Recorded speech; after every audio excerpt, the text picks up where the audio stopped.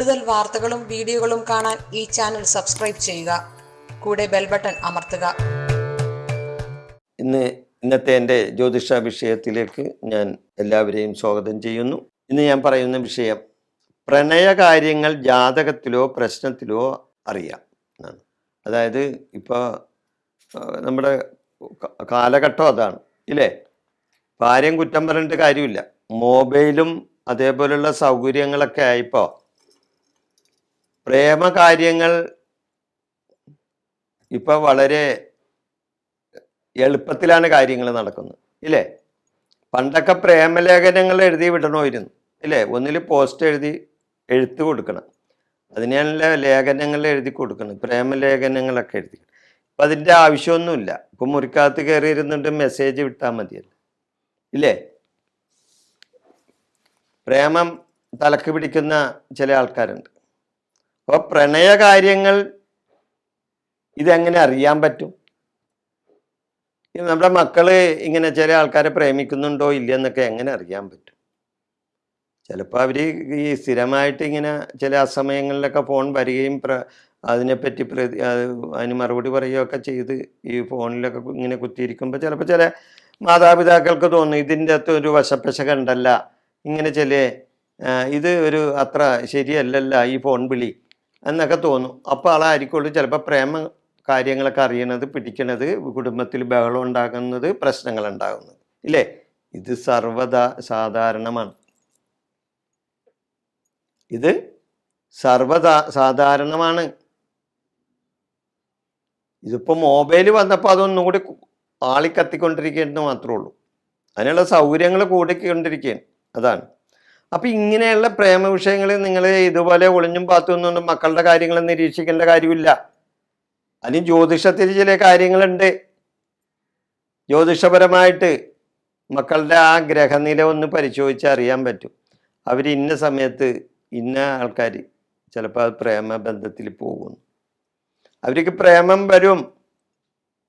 അവർക്ക് മറ്റ് സ്ത്രീകളുമായിട്ടോ അല്ലെങ്കിൽ സ്ത്രീകൾക്ക് പുരുഷനുമായിട്ടോ പുരുഷന് സ്ത്രീകളുമായിട്ടൊക്കെ ബന്ധങ്ങൾ വരാവുന്ന ചില യോഗങ്ങൾ അവരുടെ ജാതകം പരിശോധിച്ചാൽ അല്ലെങ്കിൽ അവരെ ഗ്രഹനില പരിശോധിച്ചാൽ ഒരു നല്ലൊരു ജ്യോത്സ്യനെ നിങ്ങൾക്ക് പറഞ്ഞ് മനസ്സിലാക്കി തരാൻ പറ്റും. അപ്പോൾ അതുകൊണ്ട് മൊബൈലിൽ കുത്തിയിരിപ്പുണ്ടാന്ന് നോക്കേണ്ട കാര്യമില്ല. ഒരു ഗ്രഹനില ഒന്ന് പരിശോധിച്ചാൽ മതി. നല്ലൊരു ജ്യോത്സ്യൻ്റെ അടുത്ത് മക്കളുടെ ഗ്രഹനില ഒന്ന് കൊണ്ടുവന്ന് നോക്കിക്കാമോ, തീർച്ചയായിട്ടും അവർക്ക് അങ്ങനെ ചാടിപ്പോകാനുള്ള ഒരു യോഗം ഉണ്ടായില്ലെന്ന് അറിയാൻ പറ്റും. ചാടിപ്പോണെന്ന് പറഞ്ഞ ഉദ്ദേശം എന്ന് പറഞ്ഞാൽ പ്രേമിച്ച് പോയി ഒളിച്ചോടി കല്യാണം കഴിക്കണ വിഷയം. അതാണല്ലോ ഇപ്പോൾ ചില സ്ഥലത്തൊക്കെ നടക്കണേ. അച്ഛനമ്മമാരെയൊക്കെ ധിക്കരിച്ചുകൊണ്ട് അവർക്ക് ഇന്നലെ കണ്ട ഏതായാലും ചിലപ്പോൾ ഒരാഴ്ച പരിചയമുള്ള ഒരു ഏക്കൻ്റെ കൂടെ ആയിരിക്കുള്ള ഒരു പെൺകുട്ടി ഒളിച്ചോടി പോണേ ഇല്ലേ. ചിലപ്പോൾ അതേപോലെ തന്നെ തിരിച്ചും. എന്നിട്ട് അവസാനം എന്താണ്, പോലീസ് കേസും മറ്റേതും മറിച്ചതും, അവസാനം വല്ല കായലില പുഴയിലൊക്കെ ശവം പൊങ്ങലി, അല്ലെങ്കിൽ ലോഡ്ജിൽ കെട്ടിത്തൂങ്ങിച്ചാകലി, അല്ലെങ്കിൽ കുത്തിക്കൊല്ലലി, ഇങ്ങനെയൊക്കെ. കാരണം ഇവർ തമ്മിൽ ഈ മൊബൈലിൽ കൂടി ഫോൺ വിളിച്ച് അല്ലെങ്കിൽ ഇത് വെച്ച് ചക്കരയെ പൊന്നെ എന്നൊക്കെ പറഞ്ഞ് വർത്താനമൊക്കെ പറഞ്ഞ് സൂപ്പിക്കണ വർത്താനമല്ലേ പറയണേ. പക്ഷെ ഇവർ ജീവിതത്തിൽ ഒന്നിച്ച് അടുത്ത് പെരുമാറി കഴിയുമ്പോഴാണ് സൂക്കയുടെ മനസ്സിലാകുന്നത്. രണ്ടുപേരുടെയും വിശ്വരൂപ അപ്പം ഇവർ കാണും. രണ്ടുപേരും യഥാർത്ഥ സ്വഭാവം അറിയും. ചിലവർക്ക് ഭാര്യയുള്ളവനായിരിക്കും ഈ ചില കല്യാണം കഴിക്കാത്ത പെൺപിള്ളേരെ ഇങ്ങനെ ഇത് പ്രേമിച്ച് കൊണ്ടുവന്നത്. അല്ലെങ്കിൽ ഭർത്താവും മക്കളുള്ളവളായിരിക്കും ചിലപ്പോൾ അന്യപുരുഷൻ്റെ കൂടെ പോണത്. ഇതൊക്കെ പതിവായിക്കൊണ്ടിരിക്കണേ. ഇപ്പം നിത്യമായിട്ട് സംഭവിച്ചു കൊണ്ടിരിക്കുന്ന ഒരു കാര്യമാണ് ഈ വിഷയം ഞാനിവിടെ അവതരിപ്പിക്കുന്നത്. അപ്പം ആരെങ്കിലും ഇതിനെതിരായിട്ട് എനിക്ക് ചിലപ്പോൾ എന്നെ കമൻ്റ് ഇടുകയായിരിക്കും, അല്ലെങ്കിൽ എന്നെ വിളിച്ച് പറയുമായിരിക്കും. എന്നാലും സത്യമല്ലാതാവുന്നില്ല. ഞാനുള്ള കാര്യമാണ് പറയണത്. അപ്പം അതുകൊണ്ട് നമ്മളുടെ മക്കളെ ആൺപിള്ളേരാണെങ്കിലും പെൺപിള്ളേരാണെങ്കിലൊക്കെ ഒന്ന് ശ്രദ്ധിക്കുന്നത് നല്ലതാണ്. അതിനുവേണ്ടി നിങ്ങൾ അവരെ മൊബൈൽ പരിശോധിക്കേണ്ട കാര്യമൊന്നുമില്ല. അവർക്ക് ഇങ്ങനെ ഗ്രഹനിലയിൽ അവർക്ക് ഇങ്ങനെ ഒരു യോഗം ഉണ്ടോ ഉണ്ടെങ്കിൽ നമുക്കത് കണ്ടുപിടിക്കാം. അതാണ് ഞാൻ പറയുന്നത്. അതിന് ജാതകത്തിൽ ചില സൂചനകൾ ഉണ്ടാവും. നല്ലൊരു ജ്യോത്സ്യനെ സമീപിച്ചാൽ അതിന് മറുപരിഹാരം ഉണ്ടാവും. വിവാഹപൂർവ്വ ശാരീരിക ബന്ധം വരെ പ്രശ്നത്തിൽ സാധിക്കാം. നല്ലൊരു പ്രശ്നാരിയുടെ അടുത്ത് അല്ലെങ്കിൽ നല്ലൊരു ജ്യോത്സ്യൻ്റെ അടുത്ത് ചെന്നാൽ വിവാഹത്തിന് മുമ്പ് ഇവർ ശാരീരികമായി ബന്ധപ്പെട്ടിട്ടുണ്ടെന്ന് പോലും ഒരു നല്ലൊരു ജോത്സ്യന് ആ പ്രശ്നം വെച്ച് അവരെ രണ്ടുപേരെയും പ്രശ്നം വെച്ച് പറയാൻ പറ്റും.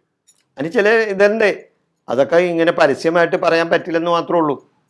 ചില ചില എന്താ ഗ്രഹങ്ങൾ തമ്മിൽ വീക്ഷണങ്ങൾ, അങ്ങനെ നോട്ടങ്ങൾ, അതേപോലെയുള്ള ചില യോഗങ്ങൾ, ഇതൊക്കെ കണ്ടു കഴിഞ്ഞാൽ ഇവർക്ക് ഈ വിവാഹത്തിന് മുമ്പ് തന്നെ ഇവർ ശാരീരിക ബന്ധം പുലർത്തിയിരുന്നവരാണെന്ന് വേണമെങ്കിൽ പറയാം. പക്ഷെ ഇതൊക്കെ വേറെ വിധത്തിൽ തെറ്റിദ്ധരിക്കേണ്ട കാര്യമൊന്നുമില്ല. നല്ലൊരു ജോത്സ്യന് ഇതും പറയാം എന്ന് പറഞ്ഞെന്ന് മാത്രമേ ഉള്ളൂ. കാരണം ആ വിഷയത്തെപ്പറ്റി നമുക്ക് ഓടിച്ചിരിച്ച് പോകേണ്ട കാര്യമില്ല. അപ്പോൾ വിവാഹപൂർവ്വ ശാരീരിക ബന്ധം വരെയും നമുക്ക് വേണമെങ്കിൽ ഒരു വിവാഹ പ്രശ്നം വെച്ച് നോക്കുമ്പോൾ അറിയാൻ പറ്റും.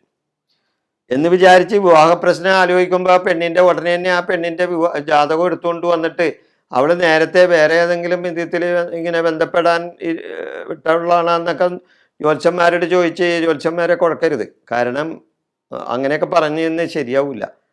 പക്ഷേ അങ്ങനെയൊക്കെ കണ്ടുപിടിക്കാനുള്ള വസ്തുത ശരിയാണെന്നാണ് ഞാൻ പറയുന്നത്.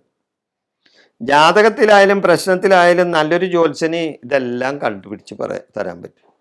ജാതകത്തിലെ കാര്യം പ്രശ്നത്തിലും കാണാൻ പറ്റും. നമ്മുടെ ജാതകത്തിൽ കാണുന്നത് പോലെയൊക്കെ നമുക്ക് പ്രശ്നത്തിലും കാര്യം അറിയാൻ പറ്റും. ജാതകത്തിലായാലും പ്രശ്നത്തിലായാലും 7ാം ഭാവത്തിൽ കുജശുക്രയോഗം കണ്ടാൽ, ജാതകത്തിലായാലും പ്രശ്നത്തിലായാലും 7ാം ഭാവത്തിൽ കുജശുക്രയോഗം കണ്ടു കഴിഞ്ഞാൽ അവിടെ പ്രേമം പറയാം. അവിടെ പ്രേമം പറയാം. 7ൽ രാഹു യോഗം കണ്ടാൽ, അതായത് ഒരു ജാതകത്തിൽ ഗ്രഹനിലയിൽ 7ാം ഭാവത്തിൽ, 7ാം ഭാവം എന്ന് പറഞ്ഞാൽ ഞാൻ കൂടുതൽ വിസ്തരിച്ച് സമയം പോകും, അതുകൊണ്ടാണ്. 7ാം ഭാവം എന്ന് പറഞ്ഞാൽ എന്താണ്? വിവാഹത്തിൻ്റെ ഭാവമാണ്, ഇല്ലേ? കളത്രഭാവം എന്ന് പറയും. അപ്പൊ 7ാം ഭാവത്തിൽ കുജശുക്ര രാഹു യോഗം കണ്ടു കഴിഞ്ഞാൽ ഇത് അവിടെ നമുക്ക് വിവാഹ ഇങ്ങനെ പ്രേമബന്ധങ്ങൾ പറയാം. 4ൽ കുജശുക്രയോഗം അല്ലെങ്കിൽ ശുക്രരാഹുയോഗം ഇത് കണ്ടാലും അവിടെ ആ ജാതകൻ പ്രേമിച്ചു പോകുന്നുള്ളത് ഉറപ്പാണ്. 5ൽ കുജശുക്രയോഗം, 5ാം ഭാവത്തിൽ കുജശുക്രയോഗം അല്ലെങ്കിൽ ശുക്രരാഹുയോഗം ഇത് കണ്ടാലും അവിടെ പ്രേമം പറയാം. 11ൽ കുജശുക്രയോഗം അല്ലെങ്കിൽ രാഹുയോഗം ഇത് കണ്ടാലും ഇങ്ങനെയൊക്കെ വന്ന ജാതകത്തിലുണ്ടെങ്കിൽ അവരുടെ പ്രേമത്തെ പറ്റി പറയാനായിട്ട് ഒരു ജ്യോത്സ്യന് നിസ്സാരമായി സാധിക്കും. അതുകൊണ്ട് പിള്ളേരുടെ ഇങ്ങനെയുള്ള ചില വിഷയങ്ങൾ നമ്മൾ മുൻകൂട്ടി അറിഞ്ഞു വെച്ചിരിക്കുന്നത് നല്ലതാണ്. അപ്പോൾ ആ ജാതകങ്ങളൊക്കെ ഒന്ന് പരിശോധിച്ച് നോക്കുന്നത് നല്ലതാണ്. പിള്ളേരുടെ ജാതകമൊക്കെ എഴുതി വെച്ചിട്ടുണ്ടെങ്കിൽ, ഗ്രഹനില എഴുതിയിട്ടുണ്ടെങ്കിൽ, അല്ലെങ്കിൽ തലക്കുറി എഴുതി വെച്ചിട്ടുണ്ടെങ്കിൽ പിള്ളേർ ഇന്ന സമയത്ത് അവർ ചിലപ്പോൾ ചാടിപ്പോവും, നമ്മൾ ശ്രദ്ധിച്ചില്ലെങ്കിൽ. അപ്പം അതിനു വേണ്ടി നമുക്കൊരു ഒരു ശ്രദ്ധ ആ പിള്ളേരുടെ മേലിൽ കൊടുക്കണം. അപ്പോൾ ആ ശ്രദ്ധ നമ്മളിൽ ഉണ്ടാകാൻ വേണ്ടി ഇങ്ങനെയൊക്കെ കാര്യങ്ങളൊന്നും മുൻകൂട്ടി അറിഞ്ഞിരിക്കുന്നത് വളരെ നല്ല കാര്യമാണ്. ഈ വിഷയം ഞാനിവിടെ അവസാനിപ്പിക്കുന്നു. നിങ്ങൾക്ക് നന്ദി, നമസ്കാരം.